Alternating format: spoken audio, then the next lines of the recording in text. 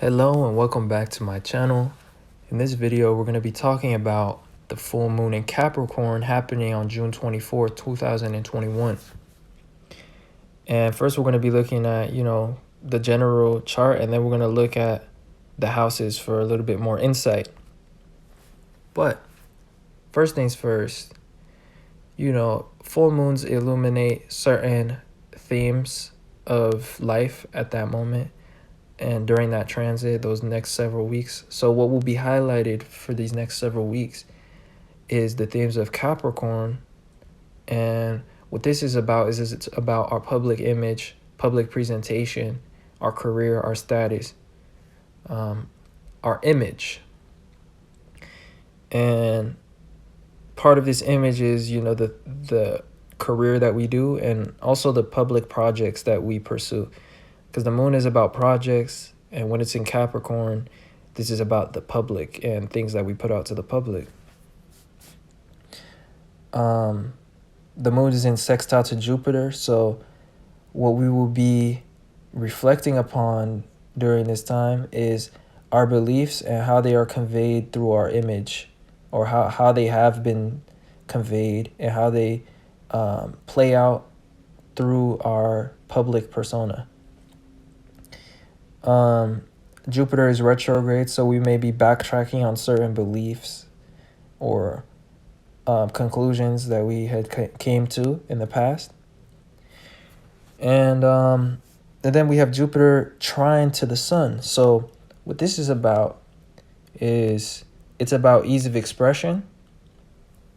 And in this case, the sun is in Cancer, which has to do with the family or the private life or the personal life. So there's going to be an ease of communication, expression, or conveying one's beliefs in regards to the family or the personal life during this time. Now, a big aspect that is taking place is Venus opposite Pluto. And as you can tell, this line is thicker. And this is because this is quite a tight opposition. It's a close opposition. So it's quite strong and direct. Now, what this opposition is about is that it indicates a conflict or a disagreement between our desires and our values or our possessions or our worth, what we think that we can do or afford. Pluto is about desires, needs, wants. And Venus is about our possessions, our value, our resources, and etc. So this is a common theme of the worlds during this time. And, in specific terms, Pluto is in Capricorn, and this is about authority, government, laws, restriction. And Pluto is about control. So governments have been, not only going through reform and transformation with Pluto being in Capricorn, and it's been here for a long time. But as it's reaching the cumulative ending, it's become very intense. Things have been really changing. It's reaching the end of its transit of Capricorn within the next 2 to 3 years, I believe. So but not only have things been transforming, but as Pluto reaches these higher degrees and it's been more controlling. So governments have been putting down controlling or draconian ways of laws and enforcing things, lockdowns, restrictions, and whatnot. And so this is opposing, Venus during this time right now, exactly. And Venus is about our needs and what we think that we can do and our self-esteem. And so obviously these kind of measures, these negative measures, conflict with our resources because a lot of people have been, losing jobs and whatnot as things change and transform within the structures based on new laws and whatnot and new things. And, you know, Venus is about social needs, pleasant things, indulgence. But oppositions, although they can be difficult, are quite beneficial when they are oppositions to Venus.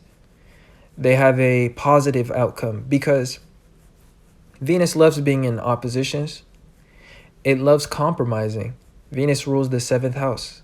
It loves coming to agreements. So although it may not be pleasant depending on the planet of the opposition, Venus does well in oppositions and brings out favorable results. In this case, it's opposing Pluto, which is the opposing signs ruler from what Venus rules. So this is a very comfortable opposition, believe it or not. And Pluto is retrograde. So this completely flips everything in terms of what Pluto means. Things are being reversed in terms of power and control measures and laws and restrictions while Pluto is retrograde. When a planet is retrograde, this means that it has been overdone or over used or over expended. And so there's a period of reflection, and there's also some sort of unfinished business that is that must be revisited before things can continue. So in this case, before Pluto can continue going forward and direct, right now it's going retrograde, so it's revisiting endings that have not been tied, you know, loose ends that haven't been tied. Pluto's about death and endings, transformation, the completion of something so something new can start. So before governments can continue to transform, which is what Pluto in retrograde and Capricorn is about, there's this need to repeal and to revert some of those powerful actions they've been setting and powerful laws in order to finish certain things or let things play out a little bit more because things are not ready to transform yet.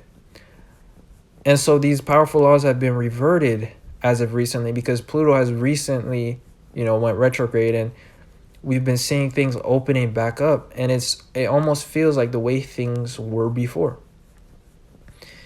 So in this case, with this opposition to Venus, Venus is actually getting what it wants because, you know, when Pluto is retrograde, it begins to act benevolent, you know, pleasant, and it begins to repay, you know, any debts. So during this time, authorities may be repaying any debts they have to you, whether that's emotional, it could even be financial, it could be spiritual debts, karma. So like all the damages that have been done are kind of being reversed, at least temporarily. And, you know, authorities becoming even benevolent. Some people are receiving financial even benevolence and gifts from authorities and governments that they are subjected to during this time. So it's actually becoming like, you know, it's giving Venus exactly what she wants. So this is a positive thing. It's benevolent. Now, the next thing we have is Mars opposing Saturn. Now, Mars is about free will, action, intentions, things that we want to do. And then Saturn is restrictions, laws, responsibilities that are imposed upon us that we must take into account. So this opposition is indicating, you know, restrictions that are getting in the way of our actions, our intentions, and whatnot. And what type of restrictions? Aquarius, which is freedom, social restrictions, group restrictions. But similar to the Venus opposite Pluto situation, Saturn is retrograde. So in this case, Saturn is actually reverting. It is going back. So restrictions are being lifted. So this is also a benevolent aspect in this case. So both the feminine, which is Venus, and the masculine sides of ourselves are feeling enormous liberty during this time. This is a benevolent time, a benevolent summer. Things have been really opening up, at least where I'm from, in my country, which is the United States. And it literally feels almost like how the things were before the unfortunate events of 2020. So next up, there's a square between Uranus and Saturn. Uranus is about freedom, individuality, rebellion, in the sense that you are expressing yourself in the way that you feel makes sense for you, despite what others may think. Or you act on your own authority. That's what Uranus is about. So this strong square between Uranus and Saturn, because they're very close in degree amount, so that line is very thick. So it's indicating a strong square. What this is about is there's a disagreement or a conflict between people's freedom, what they want to do, and then social responsibilities and restrictions that Saturn has created and is enforcing. But Saturn is retrograde. So in this case, what this is indicating is that Uranus is experiencing more freedom in this case, because the themes of Saturn are actually being reverted. Now the planet Uranus is also square to Mars, which is the planet that's opposing Saturn. And Mars is in Leo. Leo is about validation, fun, games, enjoyment. And Mars is very happy in Leo. It does well in Leo. It has a lot of fun. It pursues pleasure. But, with this square between Uranus and Taurus and Mars and Leo, what this is about is that there's a conflict in values.